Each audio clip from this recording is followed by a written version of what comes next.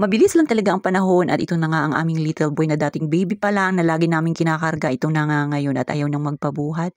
For today's video guys, nandito nga pala kami ngayon, nagpapahangin at medyo nga mainit ang panahon. Kaya ito, dinala ko na nga pala itong si nanay at si yayam dito sa mall para kako maiba naman yung kanilang lugar ng pinaglalakad-lakaran. O, sa ngayon guys, ayan si yayam, sinasamahan namin si nanay na magpasukat ng kanyang mata dahil nga medyo lumalabo na nga yung kanyang paningin. Minsan nga nakikita ko itong si nanay, isuot-suot niya na nga ito yung aking salamin. Kaya sabi ko nga sa kanya, ay hindi po pwedeng susuotin niya yung aking salamin dahil hindi naman kami magkasukat sa grado. Kaya ito guys, yung time na dinala ko siya dito para makapagpa-check up din siya at malaman niya rin kung gaano nakalabo ang kanyang mata. Ng mga oras na yan guys, itong si Yayam ay talagang gustong-gusto maglaro. Kaya bago kami magpasukat kanina, ipinagbigyan nga muna namin ito yung aming little boy na para kahit pa paano, talagang masayang-masaya siya mamaya pag uwi namin. Yun nga guys, tamang pili-pili ngayon siya dyan ng kanyang masasakyan. At after nga po, binili nga po namin pala siya ng kanyang matibay. O matibay na guys, medyo matagal-tagal yun nagamitan.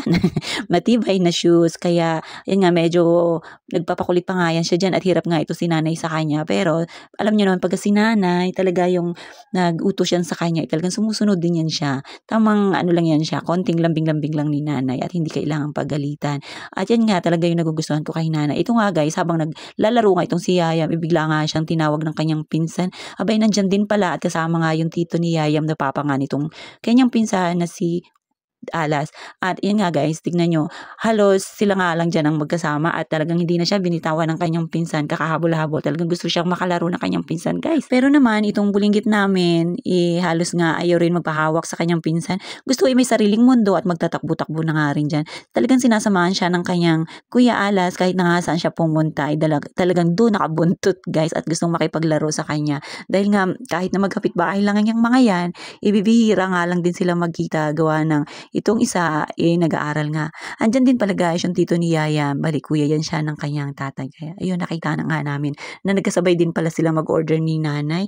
Abay, ito nga si nanay guys, nagtaka ako. Sobrang dami pala ng in-order at hindi ko na nga alam kung mauubos namin to. Yung parating palang si nanay, andyan na naman pala itong si kuya. Kaya sabi ko kay nanay guys, ipabalot na nga lang namin yung isa, iti-take out. Take out na lang namin na parang sobra-sobra nga itong na-order ni nanay at hindi niya nga natansya, itatatlo nga lang kami. Akala niya siguro, marami kami guys. Kaya sabi ko nga ipabalot na nga lang at para kahit pa paano pagdating mamaya, may makain din ito yung aming little boy. Baka madaling mapagod guys. Tingnan nyo, paborito niya talaga yung chicken ng Jollibee. Kaya ayan, tingnan nyo nga guys. Kaya niyang kainin yan. Halos nga ayaw magpatulong. Abay, hinayaan na rin namin ni nanay. Pero panay din nga, tingin-tingin namin baka mamaya may makain siyang buto. Abay, talaga naman. Tingnan nyo nga, sobrang dami at nandyan nga, biglang sumulpot na naman itong si Kuya Alas. Andyan din pala sila guys na kumakain. At panay nga tanong-tanong niya kung nag-aaral ng araw itong si Yayam. Talagang itong batang ito talagang napaka-curious sa kanyang pinsan.